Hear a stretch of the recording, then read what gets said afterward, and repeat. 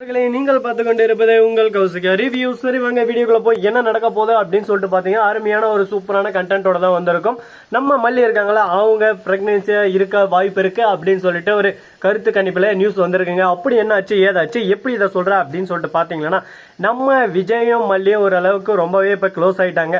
அது மட்டும் இல்லாம இன்னைக்கு நம்ம மல்லி வெளியே போயிட்டு வீட்டுக்கு வராங்க. அந்த சமயத்துல திடீர்னு மயக்கம் வர மாதிரி இருக்குன்னு சொல்லிட்டு கட்டில் மேல போய் சாஞ்சி படுத்துன்னு இருக்காங்க. கொஞ்ச நேரம் வாமிட் பண்ண இருக்காங்க. இதெல்லாம் பார்த்தா நம்ம அன்னபூர்ணி மல்லே அப்படின்னு சொல்லிட்டு கல்லின்னு கிட்ட போயிட்டு பாக்குறாங்க. ஒரு பக்கம் விஜய்க்கு கையை கொடுத்து நான் விஜய் எப்படியோ ஒண்ணு அடுத்து ப்ராசஸா அப்படின்னு சொல்லிட்டு சந்தோஷப்பட்டு இருக்காங்க. அதே சமயத்துல மல்லிக்கும் விஜய்க்கும் குழப்பம். ஏன்னா அவங்களுக்குள்ள ஒண்ணுமே நடக்கல. இவங்க என்ன புதுசா ஒரு கட்டுக்கதையை கட்டினு இருக்காங்க அப்படின்னு சொல்லிட்டு ஹாஸ்பிட்டலுக்கு போறாங்க. ஹாஸ்பிட்டல் போயிட்டு பார்த்தா மல்லி நீங்க ஒழுங்காவே சாப்பிடறது இல்லையா, நீங்க அதிகமா சாப்பிடாம ஒழுங்க இப்ப ரொம்பவே நீங்க லோவா இருக்கீங்க, உங்க பிளட் சர்க்கிள் எல்லாமே லோவா இருக்கு, அதனாலதான் ஹெட் பெயின் அது மட்டும் இல்லாம வாமிட் இந்த மாதிரி நிறைய பிரச்சனையெல்லாம் வருது, அதை கொஞ்சம் சரி பண்ணிக்கோங்க அப்படின்னு சொல்லிட்டு சொல்லிருக்காங்க. இதெல்லாம் கேட்டதை நம்ம அன்னபூர்ணி மூஞ்ச பாக்கணும் அப்படியே சும்மா சுருக்குன்னு ஆயிடுச்சு. ஒரு பக்கம் என்னடா இது, நாம ஒண்ணு நினைச்சா இது ஒண்ணு நடந்துச்சு, நாம ஒரு பக்கம் ஆசைப்பட்டு ஐயோ செம்மையா நடக்க போது அப்படியே ஒரே ஜாலி தான், இனிமேல் அப்படியே ஜாலியா விளையாடலாம் குழந்தை கூட அப்படி இப்படின்னு சொல்லிட்டு ஆசைப்பட்டோம்லே நம்ம வெண்பா அதுக்கு மேல எனக்கு தங்கச்சி பாப்பா வரப்போதே அப்படின்னு சொல்லிட்டு ஜாலியில இருக்காங்க. எல்லாரும் ஒரு பக்கம் சந்தோஷமா தான் இருக்காங்க. ஆனா நம்ம விஜய் மல்லி பதட்டத்தோட இருந்தாங்க, பயத்தோட இருந்தாங்க. நம்மளுக்குள்ள ஒண்ணுமே இல்லை எப்படி அப்படின்னு சொல்லிட்டு ஒரு ரெண்டு பேருக்கு ஷாக்கிங் இருந்துச்சு. ஆனால் அது எதுவுமே இல்லைன்னு சொல்லிட்டு தெரிய வந்தது. ரொம்பவே ரிலாக்ஸ் ஆயிட்டாங்க. நம்ம விஜய் இருந்து கொஞ்சம் நேரம் சைலண்டாக இருக்காங்க. மல்லி எதுவுமே பேசல. மல்லி கிட்ட வெண்பாவும் ஆசைப்பட்டா, வீட்டில் இருக்கிற எல்லாருமே ஆசைப்படுறாங்க, எனக்கும் ஆசையாக தான் இருக்கு, வெண்பாவுக்கு ஒரு தம்பி இல்லைன்னா தங்கச்சி இருந்தா நல்லா தானே இருக்கும் அப்படின்னு சொல்லிட்டு விஜய் வெண்பா மல்லி கிட்ட கேட்கறாங்க. நீங்க சொல்றதும் கரெக்டு தான், நல்லா தான் இருக்கும், என்ன பண்ணலாம் அப்படின்னு சொல்லிட்டு கேட்கறாங்க. விஜய் உடனே இப்படியே பாக்குறாரு, இல்ல எனக்கு புரியல, எனக்கு சத்தியமா புரியல மல்லியா அப்படின்ற மாதிரி பாக்குறாங்க. உடனே மல்லி வெக்கத்துல சிச்சுன்னு அங்கிருந்து ஓடிடுறாங்க. அடுத்து என்ன, முதல் இரவு பால் பழம் எல்லாமே எடுத்துட்டு வந்து கொடுக்க போறாங்க. நம்ம அன்னபூர்ணி தாங்க எல்லாத்தையும் அப்படியே சும்மா செலிப்ரேட் பண்றாங்க. ஒரு பக்கம் வேற லெவல இருக்கணும், தட்ட புட்டலா இருக்கணும் அப்படின்னு சொல்லிட்டு காட்டுல மேல பூவை தூர்தானே, அப்படியே சும்மா பூவை தொங்க விடுறதானே, அப்படியே இந்த பக்கம் பழம் என்ன, அந்த பக்கம் ஸ்வீட் என்ன, அட்டா சும்மா இருக்கிற நாள்ல வாங்கி கொடுக்குறாங்கன்னா ஒரு அல்வா துண்டு கூட வாங்கி தர மாட்டேறாங்க. இந்த மாதிரி நாள் என்னென்னவோ பண்ணிச்சேன். நம்ம தலையும் போயிட்டு அங்கே பழத்தை தின்னுவானோ, பூவை தின்னுவானோ, இல்லை வேற எதனா சாப்பிடுவானா சொல்லுங்க பார்க்கலாம். அதெல்லாம் சாப்பிட்றதுக்கு ஃபர்ஸ்ட் நேரம் இருக்குமா, நேரம் இல்லாத ஒரு பக்கம் பரபரப்பாக இருக்க போறாங்க. இந்த பரபரப்பில் இவங்க ஒரு பக்கம் இதை வேற வேஸ்ட் பண்றாங்க. அடுத்த நாள் நாமளும் எடுத்து சாப்பிட போறோம். அதை ஃபர்ஸ்டே நம்மளுக்கு கொடுத்துட்டா நாமளும் ஒரு பக்கம் நிம்மதியா அடடே கொடுத்துட்டாங்களா எப்படியே நல்ல மனசுங்க இப்பயே சாப்பிடலாம் அப்படின்னு சொல்லிட்டு சாப்பிட்டு. ஆனால் அதெல்லாம் தரமாட்டாங்க. வெயிட் பண்ணுங்கன்னு சொல்லிட்டு அடுத்த நாள் காலம் தான் கொடுப்பாங்க. தலையெழுத்து நாம என்ன பண்றது, வேற எதுவும் இல்லையா அப்படின்னு சொல்லிட்டு மல்லி ரொம்பவே சந்தோஷமா கீழே மார்னிங் டைம் இறங்கி நடந்து வராங்க. அதை பார்க்கும்போது சந்தோஷமா இருக்கு. எப்படியோ ஒன்றுடாப்பா ரெண்டு பேரும் சந்தோஷமா இருந்தா அது போதும் நம்மளுக்கு அப்படின்ற மாதிரி ஒரு சந்தோஷமான ஒரு மூமெண்டா தான் இருக்கு. இந்த மாதிரி ஒரு மூமெண்ட் கிடைக்காதுங்க எப்பவுமே, ஏன்னா ரேர், இதெல்லாம் ரேர் பீஸ்ன்னு சொல்லுவாங்கல்ல, அந்த மாதிரி ஒரு விஷயத்துல தான் நம்ம சேர்த்துக்கணும். இந்த மாதிரி விஷயங்கள் நடக்கிறதே ரேரு.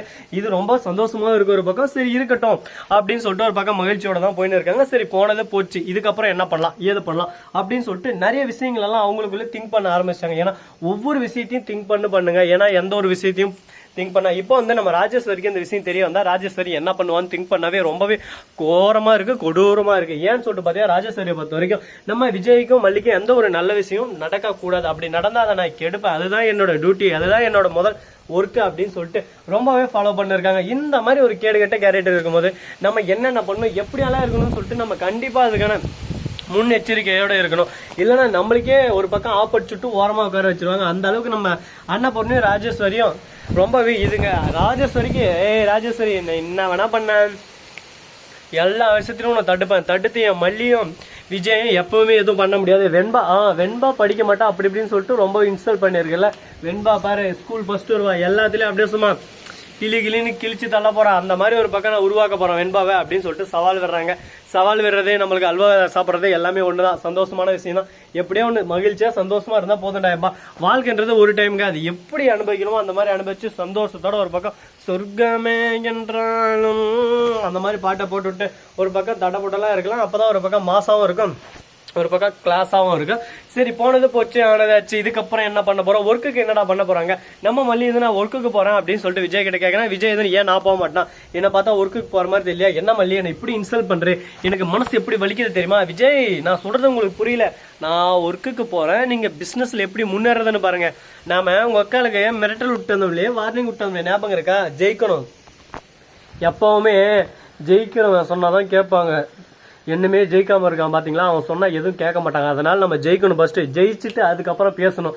அதுதான் நம்மளோட முன்னேற்றத்துக்கான ஒரு முதல் படிக்கட்டு அப்படின்னு சொல்லிட்டு நம்ம மல்லி சொல்லிருக்காங்க. அதை கேட்கும்போது கரெக்ட் மல்லி, இப்பதான் மல்லி நீ நச்சுன்னு ஒரு விஷயம் சொன்னாலும் பல்கா சொல்லிட்டேன். இந்த மாதிரி இருந்தால் தான் நம்ம வாழ்க்கையில் நம்ம ஜெயிக்க முடியும், இல்லைனா ஒரு புடுங்க முடியாது.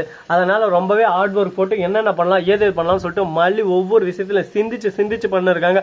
இந்த மாதிரி பண்றதுக்கு ஒரு தனி திறமை வேணுங்க. ஏன்னா இடத்த உடனே யாரும் ஐயோ நான் இப்படி பண்றோம் அப்படின்னு சொல்றோன்னு எவராலும் பண்ண முடியாது. எல்லாமே பொறுத்து இருந்து பார்த்து பக்குவமா பண்றவங்க தான் அந்த மாதிரி பண்ணா வாழ்க்கையில ஜெயிக்கலாம் இல்லையா.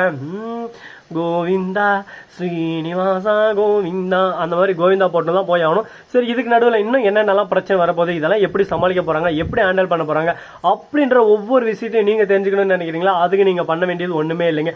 அதுக்கு முன்னாடி நம்ம ராஜேஸ்வரியை பிடிக்கின்றவங்க ரெட் கலர் ஆட்டையும், மல்லியை பிடிக்கிறவங்க பிளாக் கலர் ஆட்டையும், அது மட்டும் இல்லை ரஞ்சிதத்தை பிடிக்கின்றவங்க ஒயிட் கலர் ஆட்டையும் தட்டி விட்டு போங்க.